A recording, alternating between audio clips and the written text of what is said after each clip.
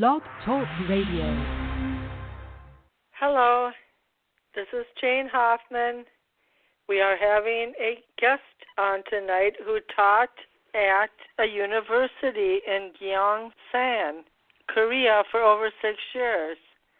His name is Wade, and he taught at a university, Hany Daegu University in South Korea. He also acted in independent films, and he'll be able to tell you about that. And he first went over there as an English teacher and then elevated to the level of university professor. I believe it was in English and theater. Don, Albert, and John have not joined the show yet. Don should be calling in soon. John's at work, and I haven't heard from Ben. With that, I'm going to do a brief introduction and pull Wade in. We did discuss the friction of North Korea with Donald Trump about a week and a half ago. I watched a documentary on how they have daily announcer calls through megaphones and through a sound system in which they constantly send propaganda through the television set about their potential enemies, which is the United States specifically. They also have many statues of Kim Jong Un in the Capitol Square in Pyongyang, which is the capital. In the agricultural areas, they have loudspeakers too coming in, and they have what looks like subsidized housing where people are offered government housing. But as many people know, North Korea is one of the poorest countries. There's barbed wire in these agricultural areas, and people have to wash their clothes in rivers in some of the more remote areas. With the advent of the modern age, it's possible in Pyongyang, in the capital, that young North Koreans with their iPhones are able to connect with signals to South Korea and see what's going on in the rest of the world. And even though they've been indoctrinated at a young age, it doesn't mean that they're not tuned in to what's going on in the rest of the world. With that, I'm going to bring Wade in, and he's going to discuss what his everyday experience was in South Korea. One moment, please. Good evening, Wade. How's it going? Hey, Jane, doing great. So I'm excited to hear. I haven't spoken to you in several years. The last time I saw you was in 2011 when you visited Lauren and I in North Hollywood. And I'm excited to hear about your experience in South Korea and how you perceive that part of the world geopolitically, and what was your cultural experience there. We also have Don on the line, but I'm going to let you talk first. Sure. Well, I guess just to give the basics, let's see, what day-to-day, usually people, there was a lot of... You can talk about your holistic experience, like why you went there, what type of job you had, and how it worked into a professorship, and things like that. Sure. I wanted to try living in a foreign country. I had visited Europe, and so I thought Asia would be nice. Opportunity opened up in Korea. I had looked into work in Japan and China as well. And, there's a lot of different kinds of English teaching jobs. So I started off with one of the ones where you work harder and don't get paid as well, one of the after-school programs, and then gradually got better and better jobs. Then I got into the English? Most anywhere you go, people, I would say to some degree. Most people know a little bit. In the classes I taught, they gave me students that at least knew a little bit. Right. And then, definitely. You can keep talking, just I'll interrupt occasionally. Sure. And you also good. did acting in movies there too, but you can talk a little bit about your teaching first. Sure, I started off, that's how I got into the country. They flew me over to teach English, and then the university jobs are like the best, some of the best English teaching jobs, because you get vacation time, and that was a lot of fun. And then because I had a drama background, they had me teach a drama class along with the English classes. I taught Korean students a drama, and it's a bit of a different culture, so I figured out, I found the best way to work with that culture and teach them drama. People have to warm up over there. They don't like to get in front and do silly things in front of the class right at the beginning of the semester, but they get used to the class and feel safe. They'll do pretty silly things in front of the class at the end of the semester. So they did pretty good. I had some good students' performances. And I thought, well, I'm teaching drama. Did you have to write scripts for them, or did you just give them monologues? I had them pick their own material. I always felt that was best. I've had the experience in theater classes of being given material I don't like, and I figured that leave it open, let them pick something they want to do. And so the material, they either found scripts or they were able to write their own. I did teach them a little bit about story structure and character development and what makes a good story. Holistically, did they give, by the way, I do see Albert and Don on the line, and I'm going to pull you in to ask questions too in a couple minutes. Did they give you housing right off the bat, or did you have to find your own housing?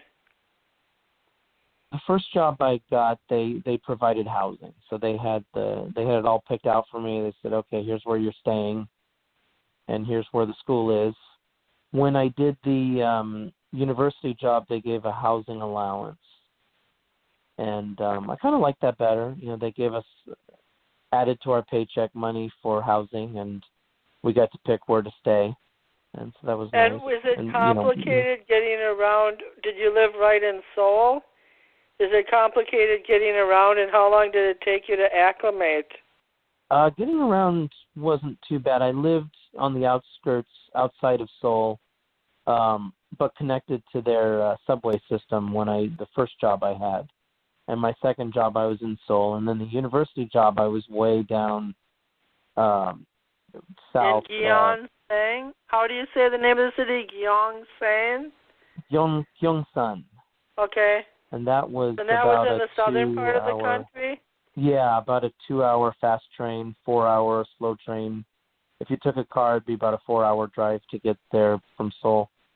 It was closer to Busan, which is right in the southern tip. So it's just pretty far south.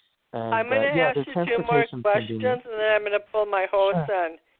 So how did you get into a position where somebody cast you in different parts? Like you were playing major political figures in some movies I saw, and could you explain that a little bit? Sure. Well, it started off finding the right friends and community. I started going to a thing called the filmmakers. What did they call it? Actually, I went to a filmmakers meeting that was held once a month, and it was mostly expats. It was advertised in English. It was mostly foreigners and some Koreans that would come, and it was all done in English. And so a lot of us were in the same boat. We were indie filmmakers, and we networked, and there were a lot of people, different things that people like to do, and there was a fair amount of people into acting, and they were towing the line between, they were doing some indie work and getting some professional work also. And I just talked to a friend within this community that was really serious about acting, and I told him, okay, well, what do I do? How do I get involved? And one thing led to another. He told me, he gave me a list. He was fantastic, a guy named Khalid, and he writes a lot of advice. He does a blog about how to become an expat actor, and he gave me a whole list of agents to contact. And in Korea, you can have multiple agents finding work for you. You don't have to have just one agent like in Hollywood. Cool. And so that worked. And then they told me about a TV show. Some of the political characters you saw me playing. There's a regular TV show they called what was this? Surprise. Yeah, it's called Surprise. I'm starting to forget these things. All right. Is it like it's a kind of is it like political satire, like Saturday Night Live? No, it's not satire. It's the show is more kind of a political. Remember the show In Search Of? It's kind of docudrama-ish. They would tell a story. They would have reenactments and kind of gossipy historical stories, like, you know, look at this strange little known story about this king and this scandal, and so they'd have us reenact it, and then they would edit it together with pictures, and they'd take movie clips and they'd play music, and some of their episodes were kind of creepy, actually. You know, we were having so much fun on set, but you watch it get edited together, like, wow, this is kind of creepy. Can I find it on YouTube? Yeah. I put a clip of a bunch of the scenes I did on Facebook, and cool. yeah, it's. I think I watched. I don't know about YouTube. Them. Yeah, I don't know about YouTube, my but I know last question before I pull Don and Albert in is, what after you had lived there around 6 years, right? Yeah, about 9. Yeah, it just seems amazing that you were there that long. So, what is your sense emotionally on, is North Korea a pervasive thought in the South Korean minds, or is it just like a unnecessarily evil, like just thinking about something that might or might not happen, like kind of like, you know, just a shadow? Like, how do you perceive people's opinions in general and also specifically about their neighbor? Yeah, that's a good question. Mostly, you know, they don't spend all the time thinking about them, but it certainly does come up, you know, when their leadership would be making threats or something would happen, and you know, the Koreans will be very politically divided on this too. Some of the division is a lot of the divisions over how much to be allied with the U.S., how much to try to appease. Koreans are more in favor of appeasing the North. I mean, really, they were being held for. The North would demand money and supplies and stuff, and threaten if they didn't get it. So extortion. They were being extorted by the North, and some people politically want them to give more to the North, and others are like, no, let's be tougher on them. And you know, there's a split over how much to be aligned with the U.S. And that's a bit of a political. But most people mostly spend their time. Yeah, some families are separated by the 38th parallel too. Yeah, that's something also I think people aren't aware of, not being there, is that there's it's not such simple feelings. They're not. You know, the North is not enemies. That the people in the North, they're family members. They feel like, you know, these are fellow Koreans that they're separated from and disconnected from. But a lot of the people don't like the leadership in the North, but they want to be reunited with the people in the North. I understand that, and it's normal. And I'm going to pull Don and Albert in, but the last thing I'm going to say, Don and Albert, is that the father who died, I believe, in 2013, he's still in a glass tomb above ground where people can look at him. And they also believe the Father and the Son are gods. Like, they live eternally, they're never going to die, and they're actual gods. So with that, I'm not blaming North Korea. Their society developed out of isolation with some help from the Russians. But really, they are kind of an island unto themselves. But as stated by Wade, they're not really an enemy. I mean, they're not an enemy to the South Koreans. They're a political football, so to speak. I'm clicking to add you guys in now. Don, can you hear me? And Albert? Albert, I'm still having trouble pulling you in. Just give me a second. Okay, well, in the meantime, so I agree with that statement. I do think, like, when countries like Iran and North Korea and Cuba are isolated from the world, it does create a problem because they have nowhere to go once the superpowers have put them off to the side. Like, they have to articulate themselves, and we get propaganda too here in the United States. I am trying to pull Don and Albert in. There is a glitch on my page, so just give me a second. I'm going to try one more time. Good evening, Don. You're on the air now, and Albert. Hello. Hi there, Albert. Hi, Jane. Hey, Wade. Hi, Don. Hi, Albert. This is Wade, my former roommate in Panorama City, California, from 2002 to 2004. We had a lot of mutual friends.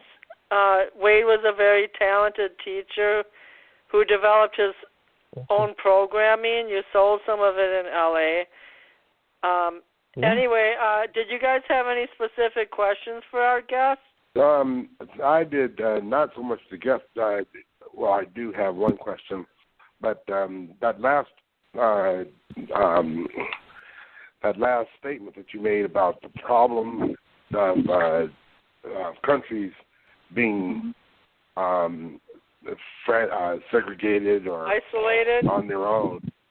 Yeah, they're isolated. Yeah, I mean that's all a part of nationalism and purity of race and things like that. This is just what our president and a lot of the people are speaking about. This is good. It's not a problem. But anyway, Wade, it's not a problem in most cases. When you starve and unjustly criminalize everybody, that's a problem. But in many instances, the purity of race is what people are looking for. But Wade, and very interesting, your studies over abroad or your teaching over abroad. He was a teacher and a professor. Right. I've had a couple of my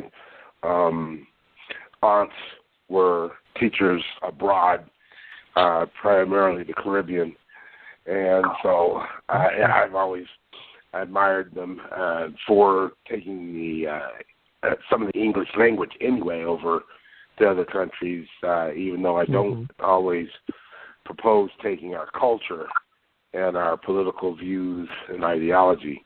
But in South Korea, you mentioned the splitting the families, and I have always been interested in knowing just how split North and South Korea are, because they are as much divided central country as almost anyone besides North and South Vietnam and the Irish Republic.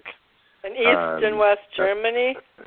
And East and West Germany. I was just going to say that. Czechoslovakia, which is now Slovakia, and the Czech Republic. Those, thank you, Jane. They were, those are some of the places that I've always been interested in, how the families take that, or if they are able to communicate at all.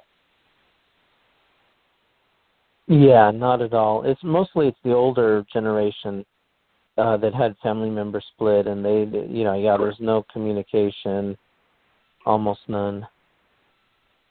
Okay. I think they've arranged I heard a story on NPR about right at the advent of the North and South Korean War, that even before the Americans got there, this one guy crossed the border from North Korea into South Korea, and he figured he could go back a week later. But then everything changed, and he never saw his parents or brothers again. And he's still alive. And there's that demilitarized zone is huge. It's like I think it's 600 square miles, and it's 30 miles north to south and several, I don't know how many miles east to west.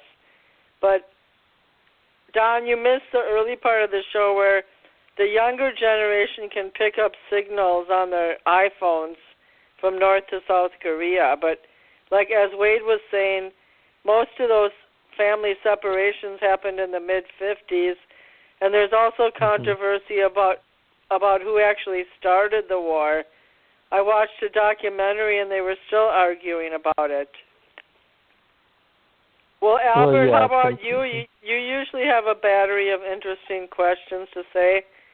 Do you have any curiosity about this part of the world?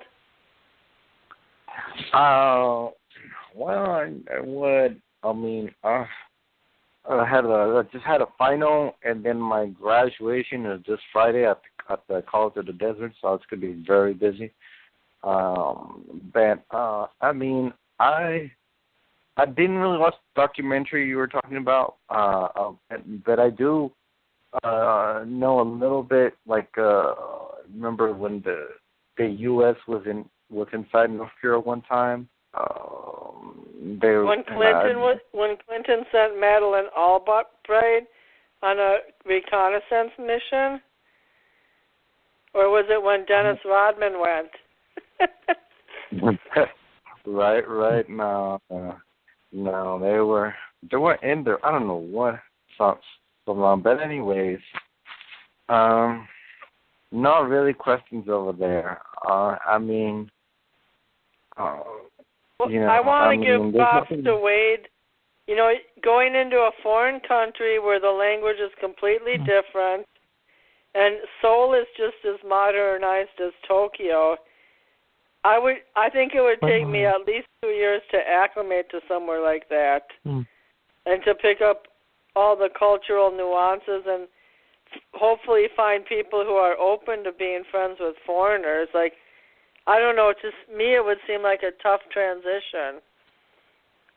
Yeah, they were pretty open, and in fact, some people, it was kind of exciting to them, like somebody of a different culture, something different, and gave them a sense of being connected with the world. So, yeah, that wasn't too difficult to make friends over there with the Koreans. Since you're a churchgoer, where did you go to church there? And I know they have a ton of Southern Baptist church there.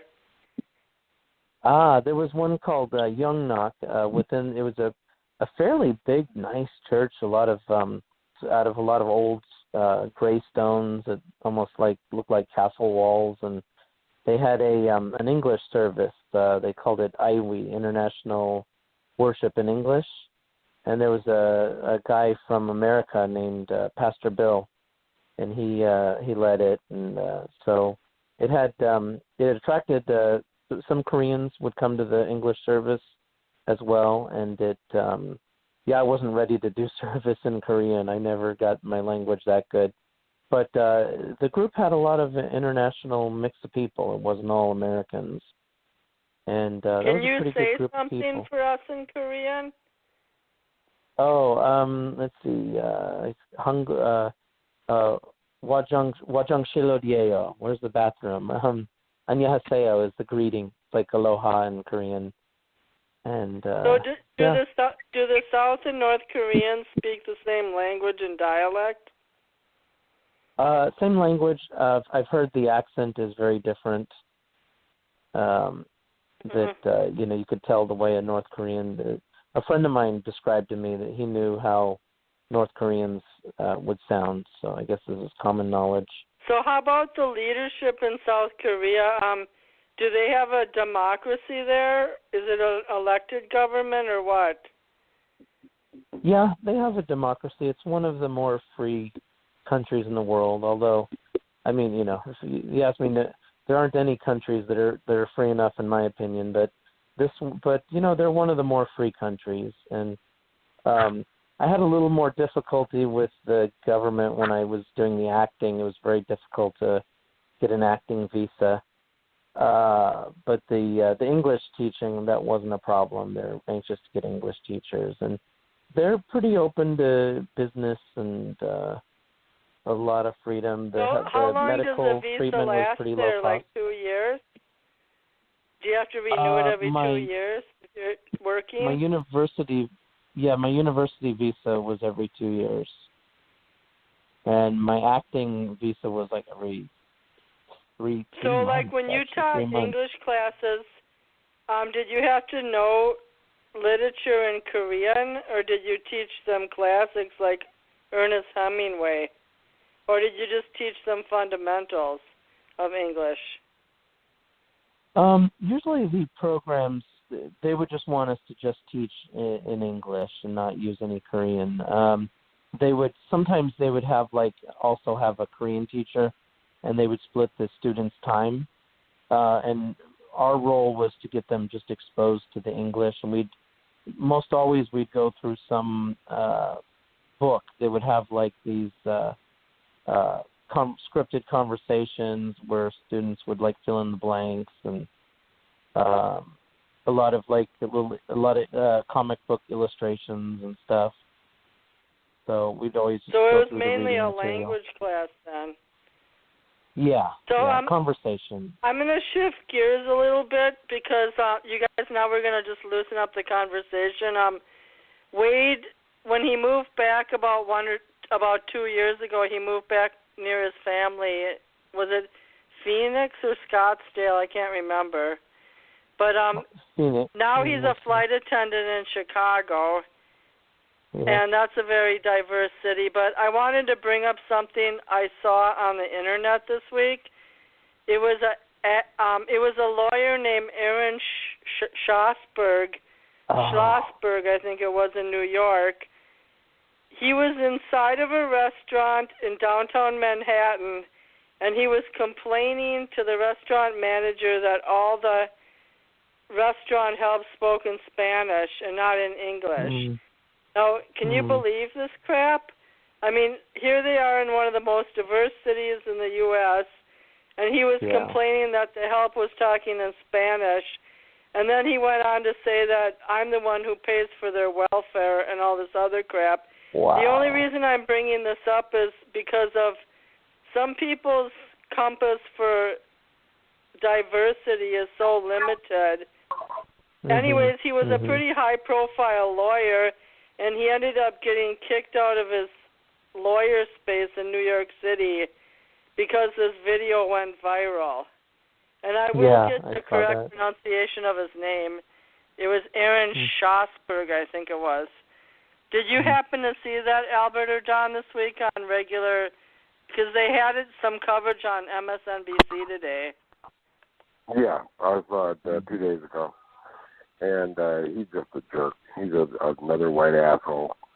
So, he was cool. All right, what's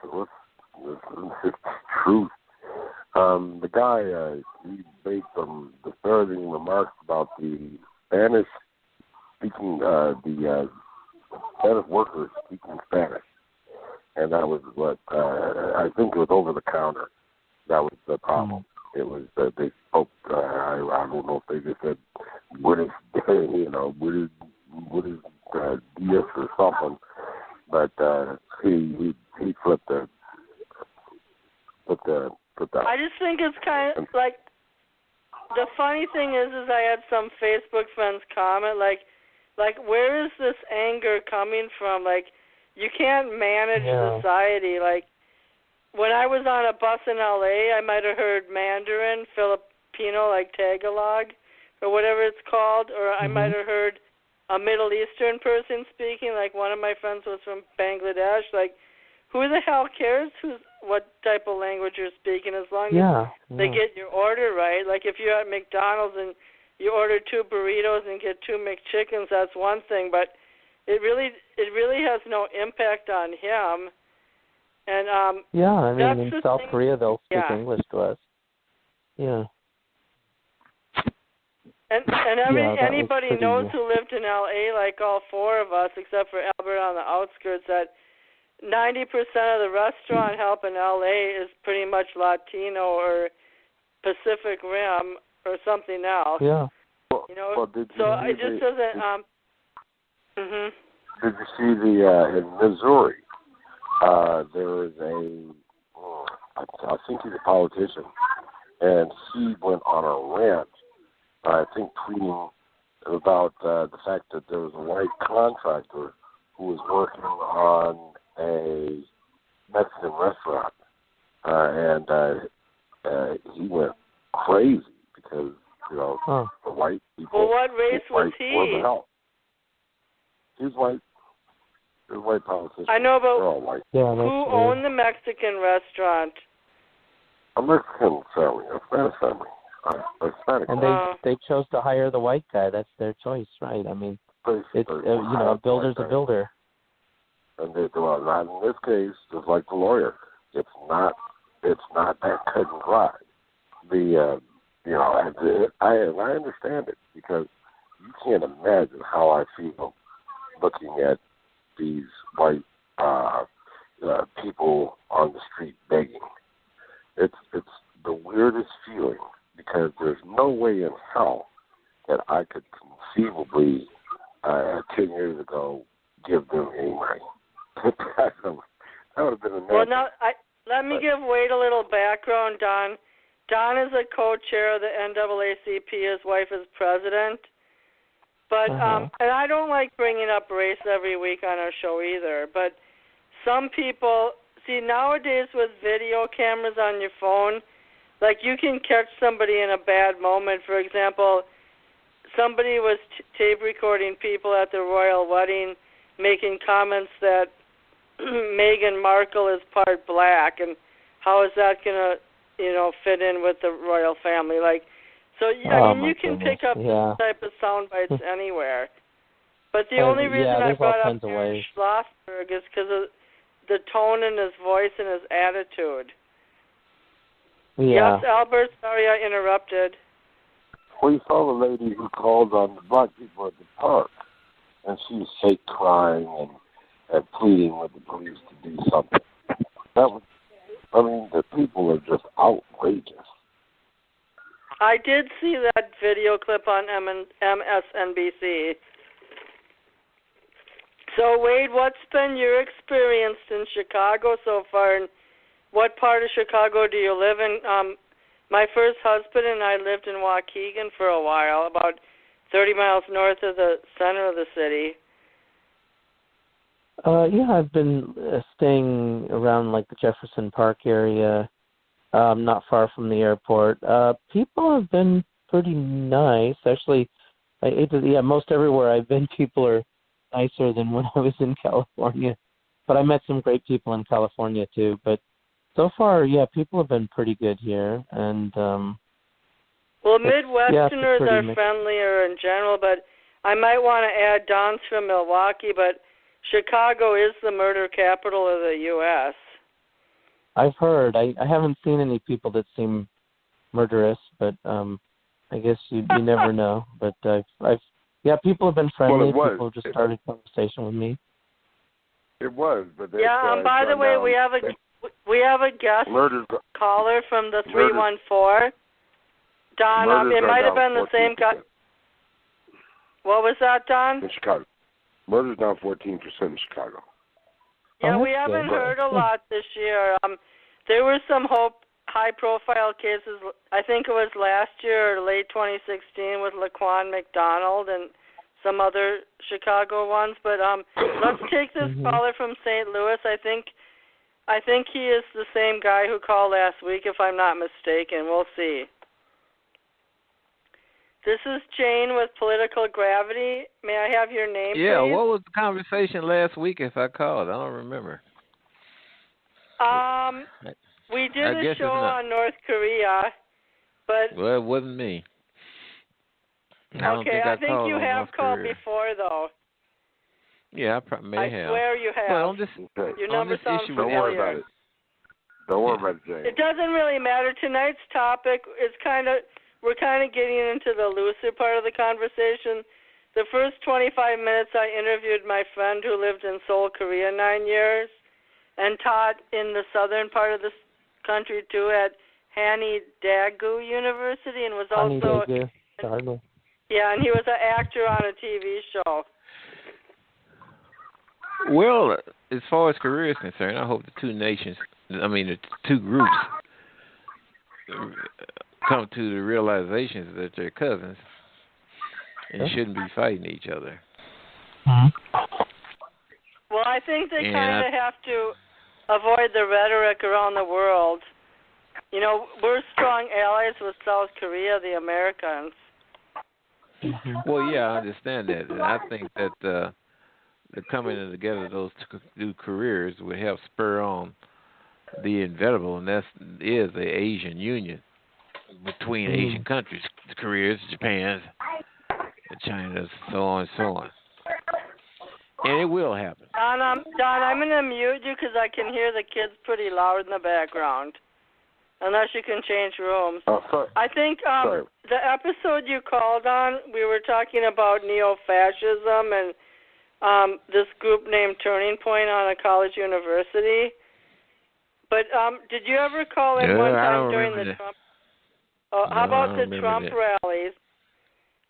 Last summer you might have called in on the Trump rally and said you had a carry and concealed weapon. Yeah, I'm in the state of Missouri. We carry and conceal. State of Louisiana, carry and conceal. I'm Trump supporter and I voted for him. About that? Pardon? I say yes. I am a supporter of the policies issues that Trump put forth in his campaign. But I heard you making mention about immigrants. You know, the issue is not the immigrants. The issue is about legal immigrants. Mm-hmm. And people that's here in this country should be here legally. And I think that they should learn to speak the language. I don't think that you should have schools set offside in the public schools to train a group of arrivals how to teach English, whereas you have kids already in those schools. And let's look at black kids, how they're always everybody ridiculed. On this show tonight is from Southern California, and I taught at a 99% Latino school at San Fernando High. And none of the that's parents. The differences. I'd say only 80% of the parents spoke Spanish only, no English. Mm. Well, you know, in St. Louis they have a school that they set aside for teaching kids of certain circumstances how to speak English. Some that just arrived. And as I said before, they don't have those type of schools to help perfect the English speaking amongst kids that's American citizens, especially when you talk about blacks, because they're always ridiculed. Not always, but you hear the ridicule in the conversation about the young people's use of ebonics and so on and so on and so on. Well, I'm going to let Wade handle that question, but in L.A., I taught the older grades, so I wasn't involved in the immersive language stuff. But Wade or Albert, why don't you comment on what he just said about not thinking that people should be taught English? I mean, we have Armenians, Koreans, Guatemalans. LA Unified had to accommodate those kids. Otherwise, they wouldn't have learned anything. Well, in LA, there was a big push to teach them English.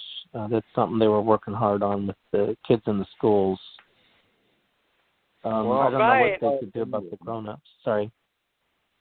And Wade, you were a sub in LA Unified too.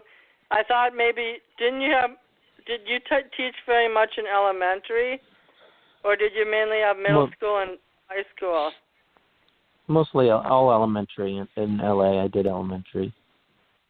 Okay. Yeah, they were working hard to teach those kids English. There was some law passed that they had to push English while I was teaching. The thing is I think it depends what part of the country you were raised in. Like, until you get an eyeful and you live in a city of 25 million, the necessities are in front of you. And I understand. I feel like LA is a great place to live. That's a local decision.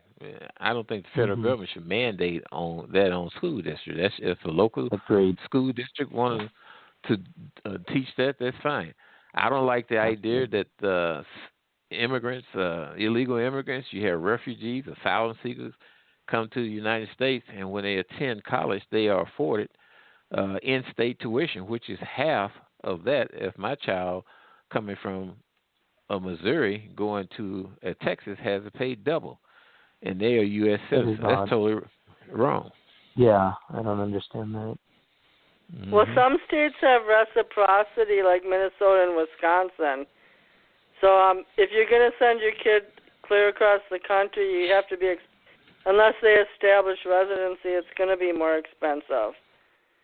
Right. Well, kids can come from clear across the other side of the world under all pretenses, and they afforded in-state tuition. That's silly. Well, in California, to go to like Cal State Northridge for 1 year, it was only $3,600 in around 2010. So some parts of the country are more expensive than others. Mm. Anyways, we were talking about diversity, and now that all six of us are on the line, why don't we briefly talk about what happened in Houston this week with the kids getting shot? And I'm not sure if that kid was a foreigner. He had a unique last name, and I haven't. Has anyone had time to explore that topic? Yeah, he was. He was American, and he was just. He was an American, and he just had a Russian name. And the thing is that he had been tagged by his peers as someone who was very, very strange. They didn't think much of him, but they didn't think he was a threat. But the last few months, he had been wearing trench coats to school, and teach kids a lot of T-shirts that said "Born to Kill." So that's. I did catch some of that on NPR. What I said about I wasn't sure if he was Greek or I didn't know he was Russian because his last name looked Greek to me. But one of his football mates said that he seemed normal to him. He joked around with him the day before they had a conversation. And then I heard another girl being interviewed saying that he always acted strange and isolated. So there were conflicting stories on that one. But he was a member of the junior varsity football team. You might want to check that. I think the Russian surname. But they said he's American. You know, and that's fine. I just wanted to know what, with a strange name like that, I was just trying to find out the ethnic origin, that's all. Right. Well, the thing is that he was, in general, he was always strange, according to his classmates. And the football hero or the junior varsity, they were even questioning that, the veracity or of that. So he had a very questionable high school background. Term, yeah.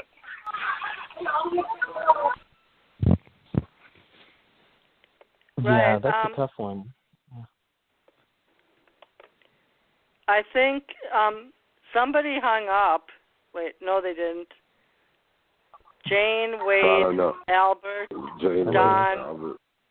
And I never caller from St. Louis. What's your name again? My name is Pianki. Okay. Because Missouri is just as crazy as the NACP issued a travel warning to the state where you just don't go there if you're black. So everybody in Missouri should. I don't even know. They should. But if you live there, what are you supposed to do, Don? Well, NAACP, that chapter that claimed that is crazy. Those people are crazy themselves. Esther Haywood and I can't think of some of the others. So they just crazy themselves. Don and his wife are the co-chairs of NAACP, but they're in Reno Sparks. Yeah. Well, NAACP has some good points, but they have a whole lot of bad ones, like the opposition to school choice, for one thing. It's totally ridiculous. God, who was? Nobody for school choice. Nobody's in their right mind. No, that's not true. When African Americans are polled and surveyed in the high 70 percentile, they say they want school choice. That's because they don't know and just what think it is. about it. They don't know it. Pardon me? They can't get the money to go to their own school, to go to private school. Well, that's not true. Don, can you move into a quieter area, please? The school choice is when a parent decides the environment that they want their child to learn under, which would go in conjunction with their higher educational plans or further educational plans. I think that the money that's being expended in the location that they are assigned to and imprisoned in, that money should follow that parent wherever their parent want to put their child. It would give more accountability and also allow for innovation. Absolutely. Present system is failing. I'm kind of old school in the sense I think that people should go to the school hang on. Let me address the thing he says. He's saying that it's not enough. The average daily attendance amount that a student receives in, let's say, St. Louis public schools is about $16,000 a day. Some schools is upwards of $20,000 a day. That there is university money. And in Kansas City, Missouri, when the Judge Russell Clark under the DSEG plan, when he sat down with activists and asked them, how much money do you need in order to change these academic standards around, these academic performance around? Well, the activists said we need $1 billion, and they had 33,000 students in the district. Well, the judge said, I'll give you $2 billion. Now you up, in that particular instance, you're talking about $67,000 per child. So you saying that that's not enough?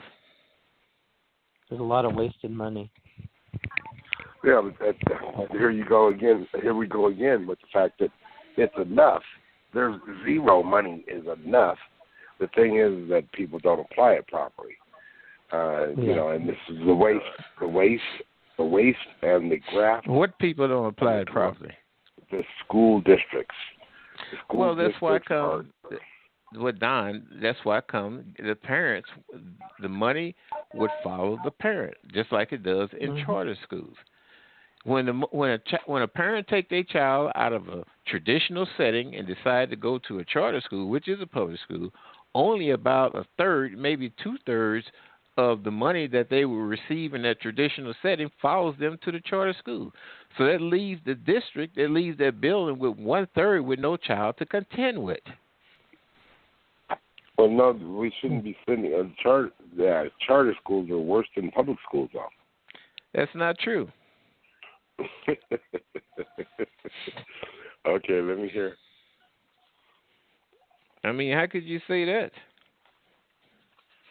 I want to make a quick break.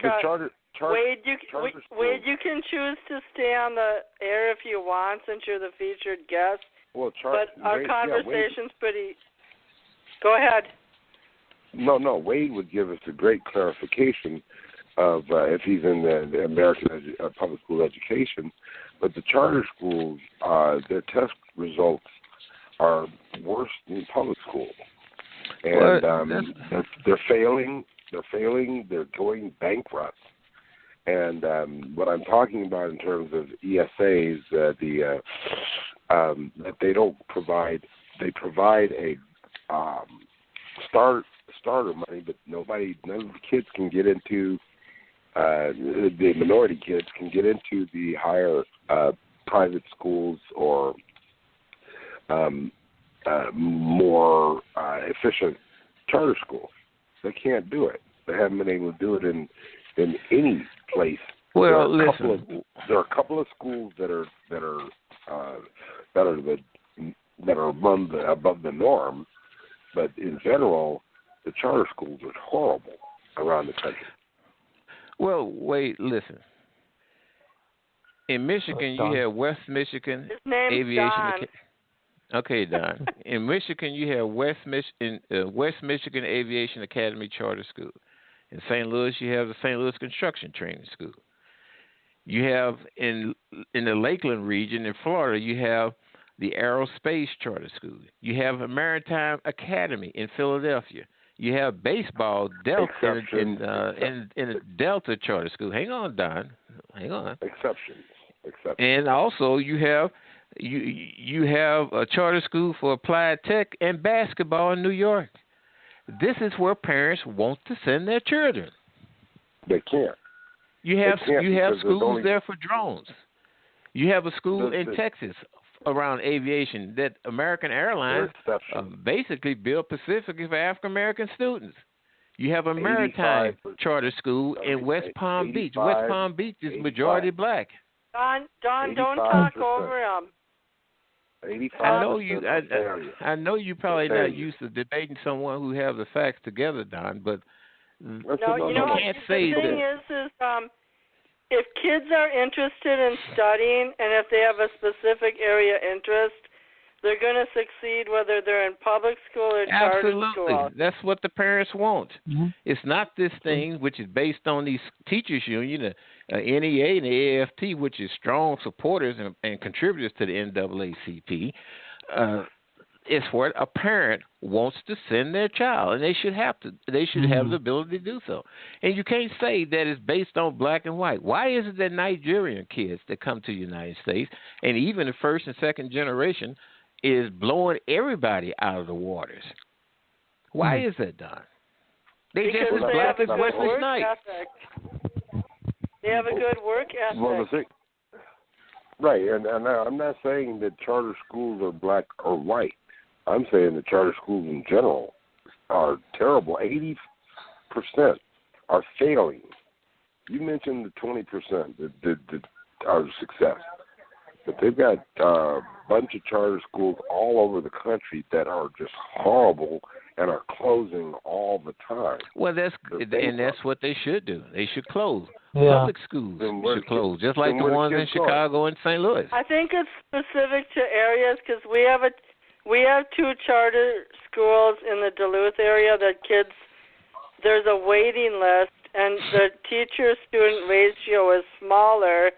They get more individual attention from 7th to 12th, and they do better on test scores. So just saying, Don, California has a lot of specialized ones too. But it just depends what part of the country is and how many student demands there are. Maybe some are failing because there's too many kids to accommodate. It just depends on the area. I have a good point here. Business ideas, creative ideas in general mostly fail. That's part of the innovation process is that if you're going to try things that are different, a lot of them won't work. But the things that do work can be amazing, and that's what we're looking for is that, let these ones fail and let the ones that do succeed give us some great ideas and innovation that can move us forward. Absolutely. You're absolutely right. And these old scary tales about this, that, and the other, you had 38 public schools in St. Louis closed. Well, maybe they should have closed. One, they occupy these humongous buildings, and you got classrooms where you only have 12 students and a teacher plus one or two assistants. That there is inefficient. Yeah, we had several schools close up here too, and they built new ones, and then they closed older ones. The other thing is that you guys forgot is, I'm sure it's on the back of your mind, 50% of kids nowadays between 12 and 18 are distracted by technology. And that's how they compose most of their research and look up information too. So we have education on our fingertips. With advents like flipped classroom, where you do the homework in the classroom and you do the studying at home, forming network groups in your class, getting online, receiving your lessons online through a pre-recorded a lesson that was recorded by the professor. That is the advent of the future. This sitting in classrooms is not doing it, and that's why parents need to have choice to put their child in those type of environments that they see as being best for their child's education. Scientific evidence is pointing to the fact that children learn much, much better with hard copy text rather than on the computers. Whether we're going into a new age or not, the facts are pointing to the fact that the studies are pointing to the fact that hard copies, books, newspapers are much more effective at teaching than the disposable or just fleeting data. Don, our fifth graders at Cooper Elementary still read text for English and history, but a lot of the English is on the smart board. All of their assignments that they type, like essays and commentary, is in a Google Drive, and they all have their own accounts. But even kindergartners are learning how to type on the keyboard at this age. Absolutely. The Gestapo government is learning all of their is tracking all of their information, and it will pigeonhole them into certain character categories for the rest of their lives. I know that I got longitudinal data testing stopped here in northern Nevada for our schools. They were ready to implement that, but it's another test that will be stigmatizing our children with long-term information that may or may not be relevant in the future. I disagree with that. I was able to stop that. I disagree with that, Don. I'm going to tell you why.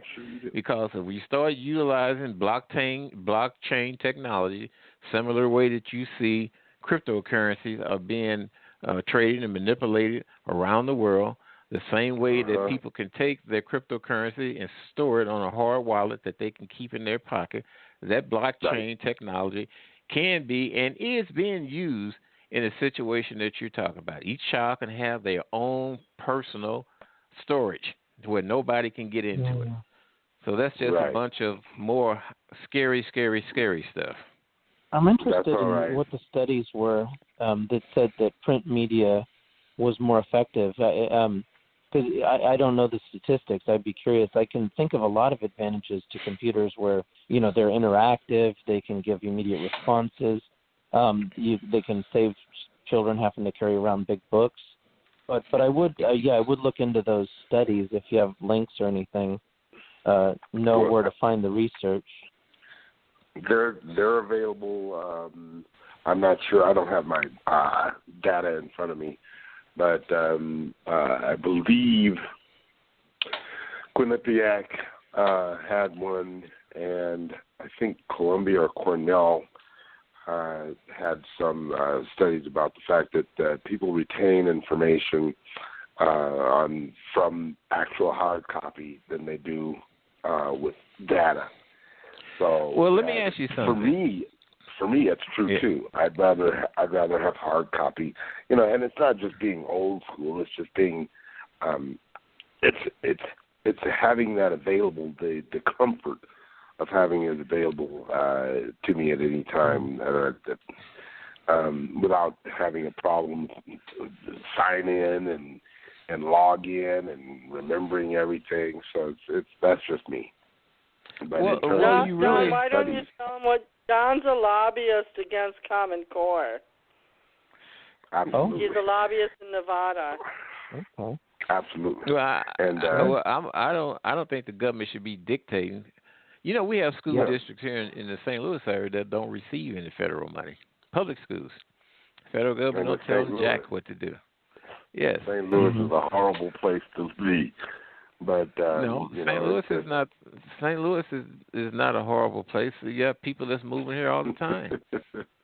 You have tech industries, Amazon, and other tech industry that's moving here all the time.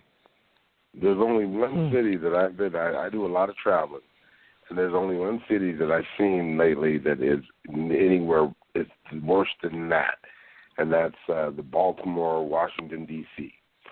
And that's that's a horrible place to live. John, And it's probably really I would get. That's where he's from. I mean, how would you feel if someone criticized Milwaukee? Well, I criticize it all the time.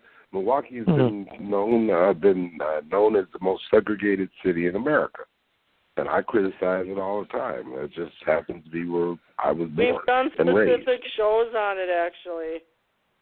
Right. Well, and Milwaukee has been under Democratic rule since 1906. Stands the reason. Right. And it's very, very segregated. Well, good, because they're the only holdout against Tommy Thompson, the former governor. He was a good governor. The conservative Scott Walker, and all the other morons who run that state.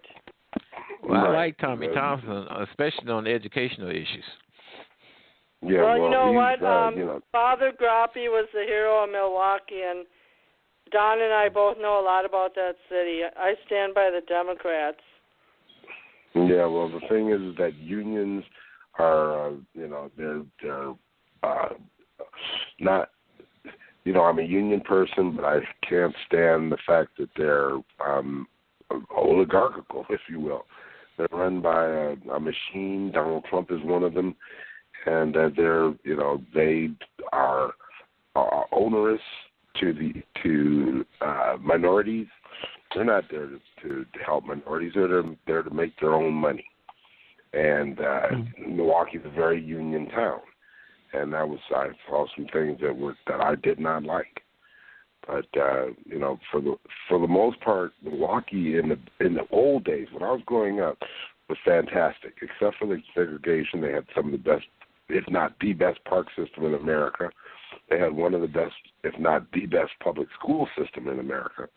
When I was growing up, it was a fantastic city in general. Lake Michigan area. They have a beautiful art gallery along the shore, and they also reframed that parkway near the art gallery. My mom helped build it, and it was, the lake. I went to Riverside High School, it's about a mile away from the lake, so I know all about the lake.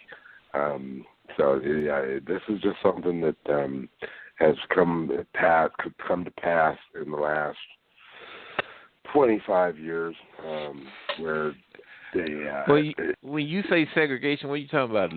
Housing practices? Yeah, right. It would take a whole episode to talk about it.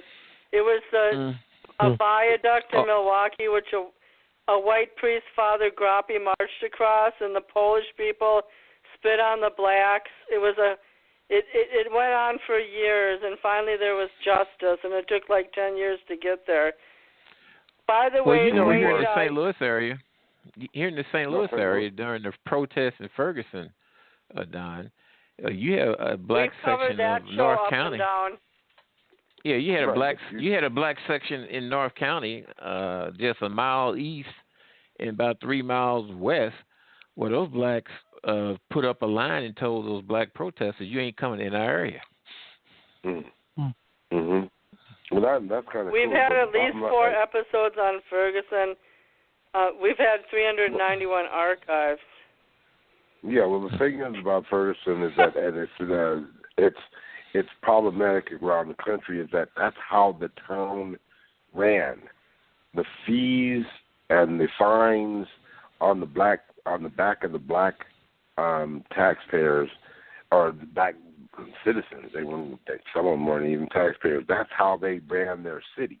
That's how they funded their city. They gave even black people with no cars tickets, like for loitering or jaywalking, and doubling the prices. The federal investigation proved that. Well, I tell you what, they need to bring back some of that type of policing, because now you got people and especially that's in motor vehicles, that's either driving with the vehicle unregistered, no tags or expired tags, paper plates that's expired. They disregard the traffic rules and regulations. And the police need to get back to their job of ticketing and impounding vehicles which is found not to have insurance. Right. And that. There's nothing wrong with that because driving is a privilege. That's not what Don's talking about. Land. He's talking about the police admitting to excessively ticketing even the same citizen, like 3 times a year for jaywalking and exorbitant prices near Ferguson. And that's how they were pretty much getting their revenue. And that's how they ran their city. That's not right. And that's you know American. another thing too, Don, blacks made up the majority of that city. They didn't come out and vote those type of politicians out of office. I see where Mike Brown's mother is running for a city council for Ferguson. That's a good thing. So let's see if the people that was involved in the protests and the activism come out and support her, working the polls, and also getting out canvassing and funding her campaign. Good. That'd be interesting. I'll fund her. That'd be interesting. I'll send a check right down there. I ain't sending that rich nothing. Don, can I tell you guys a funny story tonight? Just a really funny one, and I'm white, by the way. I was taking a left by the police station going onto the main road over the bridge from Superior, Wisconsin to Duluth. I got pulled over. Guess what? I was on my phone. I didn't have my seatbelt on. Guess what I was pulled over for? What? What's that? Driving while white, lady? They were looking for someone who kidnapped kids. He said, I pulled you over because you have a small black car. I have a navy blue large Buick Century.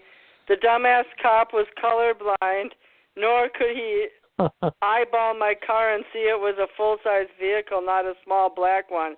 Then he said, well, you know there's no little kids in your car. I'm going to let you go. I snapped on my seatbelt and left. Yeah, well, you know that there's no law. You know that it's okay for police officers to solicit and demand sex from the people they stop in most places. There is no law. Well, he didn't have time to ask me for sex, but I had 2 meals in the front seat. He could have maybe tried to take those. I had 2 to-go meals in the front seat. No, that would have been. Well, why come? I was just laughing because he said he was looking for a small black car, and I had already pulled over for the 2 squad cars that came hurling out of the police station, cutting through construction, and then they had the nerve to pull me over, and I didn't even have a car that remotely matched what they were looking for. Well, all I know is that driving while white lady is probably the reason he stopped you. Okay.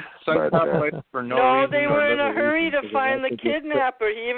He was out of breath, and the minute he looked in my car, they left. Yeah, well, you probably gotta be careful. Told you that. Doing civil forfeiture, which basically allows them to take possession of your stuff, and without your stuff being guilty. And so literally you have to prove that your stuff is innocent before you can even get it back. So that's how it works. Yeah. Well, all I have is like 200 pages of the Milwaukee 14 in there and all my papers and books, so they can be my guest. But Wade, what do you think about some of the some of the issues or topics that we've been talking about? Because for the most part, it involved racism, it involved discrimination, South Korea, North Korea, et cetera, Chicago. You talk about Jefferson Park. That's a nice little area that's mixed. And Wade is our featured guest tonight, being that he lived in South Korea. So why don't you comment, Wade? Sure. Well, let's see. The one I felt like I've looked into the most was we're talking about school choice, and my feeling is I have strong feelings about just allowing regular people to innovate, and that's what I want to see is just the opportunity for regular people to have a voice in finding ways to make school better. I think one problem is we're just giving so much money to the administrators in schools, and let's get it into the classroom, and let's get ideas out there, and let's put the power into the parents. I think one thing is when too many people share the same thing. If you have let's say a school district, and you have all these tons and tons of parents, well, too many people share the same thing. Nobody really gets what they want. If you have smaller things, people can have more choices and can work out what they want. And I would I'd like to see more innovation, more ideas out there. So I was hoping maybe if there's more school choice, there might be some more ideas out there. Well, that's one of the reasons why I was against Common Core. One of the main philosophical reasons is because they did try to homogenize everyone. Everyone was supposed to have a one-on-one, and they were all supposed to learn the same thing. There was no creativity in the curriculum. So that was one of the reasons that I fought so hard against Common Core and ESSA, even though it's the same framework as Common Core, at least allows the teacher to have a little more creativity in the curriculum choice. Absolutely. Yeah, I'm with that. Definitely. Well, by the way, Don, Wade was very involved in developing new theatrical and English programs in the Antelope Valley in Southern California, and also in the San Fernando Valley. So he was on the forefront of that cutting edge of that mentality of like charter schools and teaching new methodologies. Fantastic, because I was a journalism major, and worked at papers for a long, long time, and so this is something that we needed to. That's a principle in the curriculum and the psychology of media education. So that's admirable what you did there. Thank you. Antelope, Thank you. It was a lot of Antelope fun. Valley. Of course, Antelope Valley is Antelope Valley. It was by La Dolce going towards Palmdale. Yeah. Wait, remember you sold that program to that guy? I forgot. I can't remember the name of the program you developed. But the Storyteller. It was near Dolce. I can't think of the exact name of the city. Dolce they were means based candy in in Glendale. Spanish. Yeah. Anyway, by the way, you guys, we've been going for 75 minutes, and I want to close the show out by 90 minutes. So, do you think we should start our wrap-ups or move to the next topic? Let me make a quick comment. And in Palmdale, they had another shooting, and they've got shootings everywhere. So this is the reason that some of your points are invalid, is because they're not taking into consideration the kids. The kids are stressed. They're too much testing. They're going through times that their peer pressure is making them do things that we've never had done, at least to this magnitude in the past. So that's one of the main things about charter schools, about the ESAs and things like that. They're putting too much pressure on parents, who subsequently put too much pressure on the teachers, who subsequently put too much pressure on the kids. Teachers are, their careers are based on a third grader's test scores. That's ridiculous. It's just too much. Well, I disagree with you there, Don. I was a structure steel erector. I put up buildings like the ones that fell down in 9/11 in New York. And if I didn't do a good job on those buildings for keeping them within tolerance and being on time, guess what? I would be pushed out of the bidding process. So but those teachers buildings know were what they're supposed to fall down. Well, can I finish? They weren't supposed I to know fall you down. hate for another black man to come on and start rebutting you on issues being that you're a member of the NAACP. Those buildings. No, were not he's supposed also to a come lobbyist down. against Common Core. I didn't tell you that I didn't tell you that I put up those buildings. I told you I put up buildings like them. Okay. Let's get a discern difference. Not supposed to come down. They were not supposed to come down. Well, Even I with didn't the two say planes. nothing. Why do we get into the conspiracies on 9/11? I gave you an example that everyone should be able to picture in their mind. And I'm saying that if the work that I do, oh my goodness, that's what I'm talking about. You NAACP representatives. No. We have a. If you drive through Missouri, maybe he can have lunch with you, and you won't feel like there has you to be get shot. A travel advisory. Well, let me finish saying what I was going to say, please. I know that you don't let like our second guest, Don. Let the second guest finish. Yes, as I was saying before, teachers, anybody else that's hired to do a job, they should be judged on how well they do their job. That's all it is. Mediocrity. And if they can't do the job, then they need to find something else better to do. And all the reason why parents need to have the ability, once they recognize what's going on, and also when they demonstrate accountability in the education of their child, making sure that they do their homework, make sure they go to bed on time, and so on and so on and so on. They should have the opportunity to put their child where they feel is best. And here's the thing. We know that there's a lot of parents who don't have and demonstrate that accountability. Guess what? Everybody is not going to make it. That's so sad. Do you know that America is built on mediocrity? It's built on slave labor. Anybody who advances the cause too much or too effectively is going to get run out of town. Why do you think Walmart employs some of the lowest of the low as long as they can pass a drug test? This is not. Don, I have a comment about. Don, I have a comment about that. My friend Yvonne went to UW La Crosse to get her undergrad. Then she became a doctor. But I remember when she first started at the University of Minnesota later on, she said there's so many kids from all different parts of the state.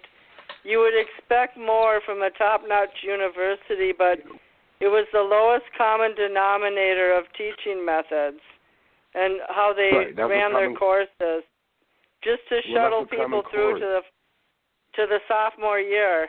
That's what Common Core is. That's what this educational. The gentleman from St. Louis. What is the name? Ferranti. It's Pianti. Okay. Pianti. Because that. Yeah, but that's what I'm saying about mediocrity.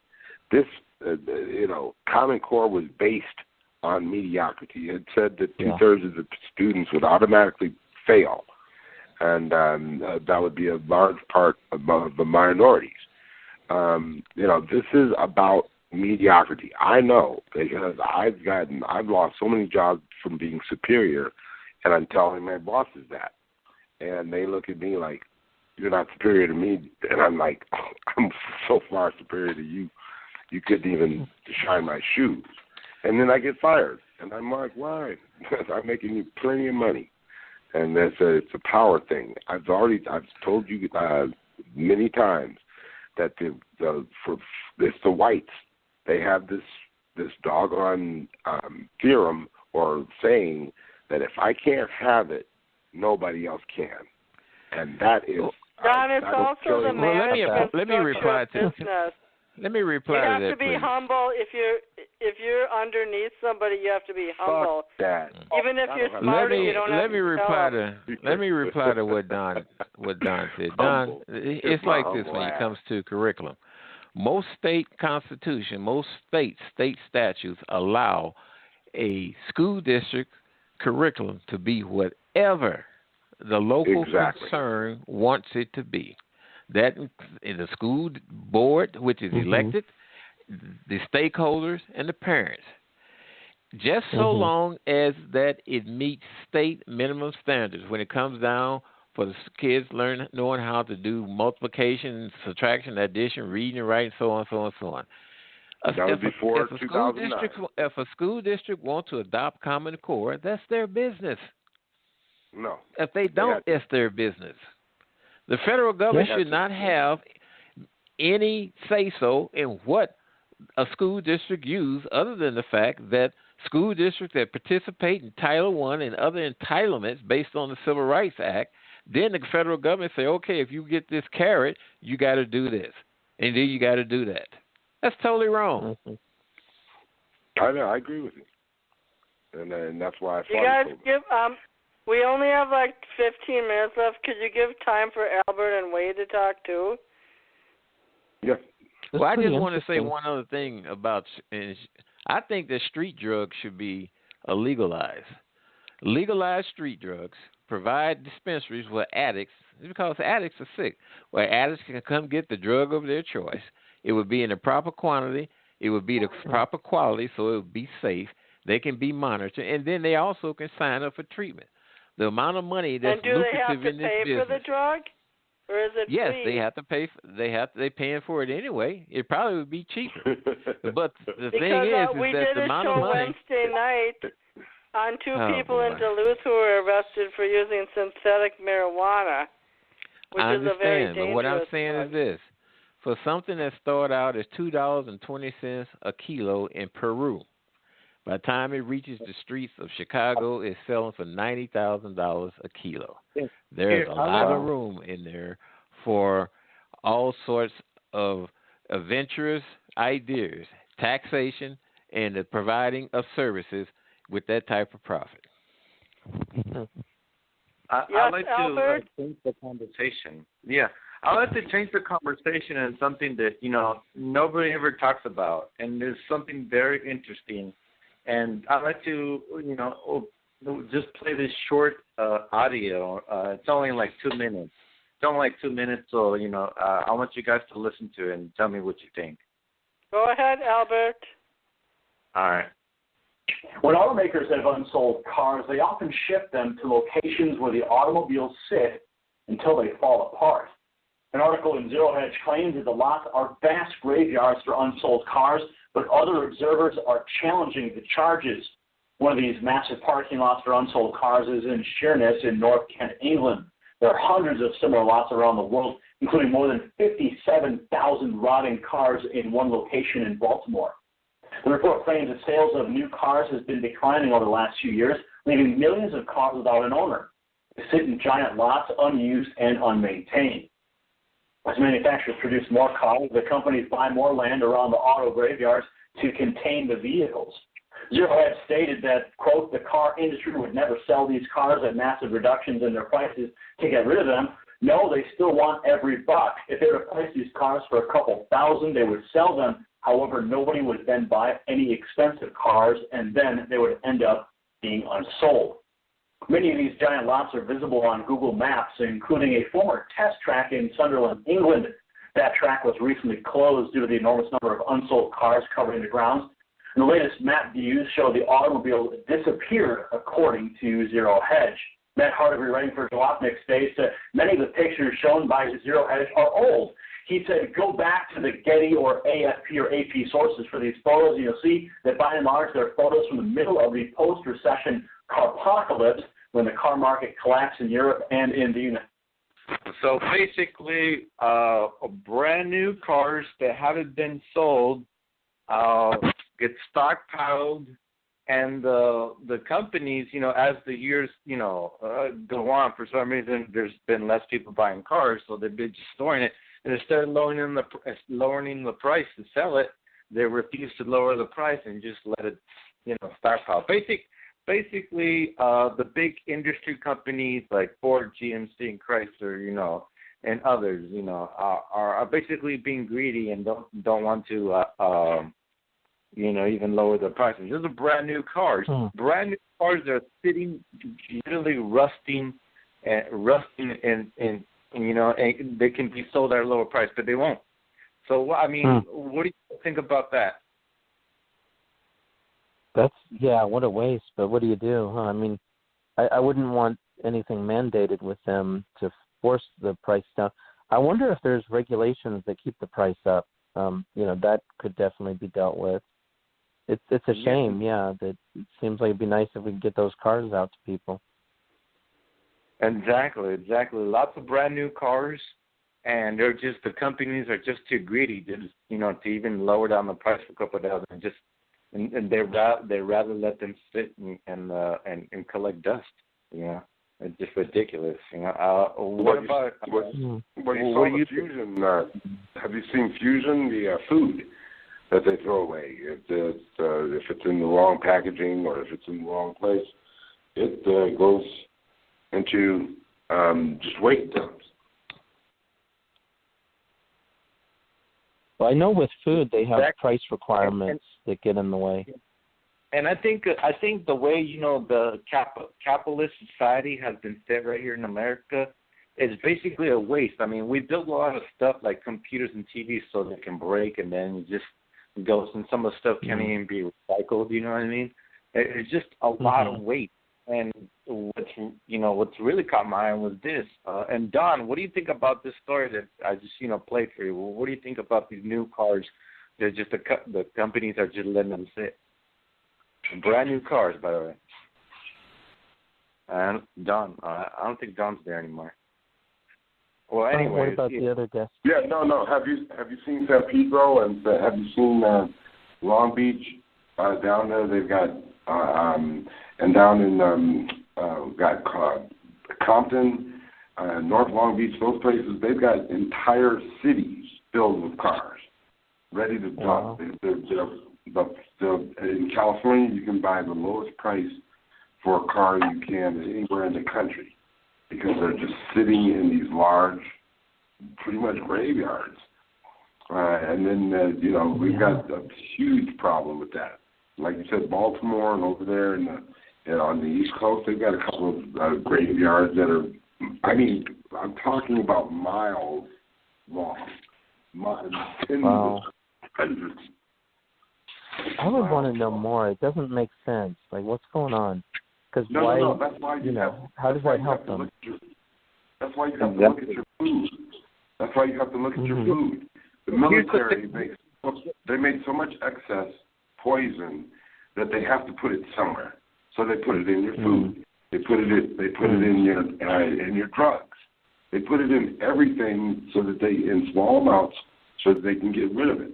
Now, you see where arsenic is in your food supply. Fluoride. Chlorine. Let me make some kind of suggestion that what I think. I think the companies they're putting these brand new cars and just storing them, and buying a bunch of land and storing them. Well, I think they don't want to lower the price because if they keep on lowering the price of that one, next year it's going to be even lower, and their cars are going to sell even cheaper. And so I'm guessing they think they can make more profit, because they're still every year they continue to make new cars, right? And so they want to sell their new cars for X amount of dollars. And so if they have a couple of thousand that they haven't sold, rather than reduce the price, they just store them at the throw them at their land what they have and store them, and then building a whole new set of cars. That way, on those prices on the new cars can stay high, and they don't have to lower the prices down on the other cars, et cetera, et cetera. And therefore, the prices can remain, relatively high for max profit. And it's all about profit. I think it's all about profit. Yeah. And that's why they're storing a bunch of brand new cars. Rather than lowering the price and selling them. I want to turn the cars into a car tower and let tourists visit or something. Like, it's odd. You're absolutely correct, Alvin. Yeah, I don't know what the answer is to that. I'd want to know more about what's going on. A lot of them are coming from South Korea. Yeah. Can't see how that waste helps anybody. Yeah, I think this is the point where we'll wrap it up, huh? Yeah, I think we should wrap it up in 10 minutes. I got to work early. Yeah, well, I got to get pretty ready to get interesting. up early myself. I'm working for my super PAC for our future again, so I've got to get up early myself. It's an election year. Don helped elect Senator Mastos in Nevada. Huh. Yeah, Wade, why don't you do it? Wade, why don't you do a conclusion since you were our honored guest tonight? All right. Yeah, thanks. Well, let's see. We talked about waste, and that's always an interesting thing to figure out what to do about that. Before that, we were talking about school choice and Common Core and the idea of like parent choice and having options and community choice, and I'm definitely for that. And I think one thing that would be effective is if we instead of having just the big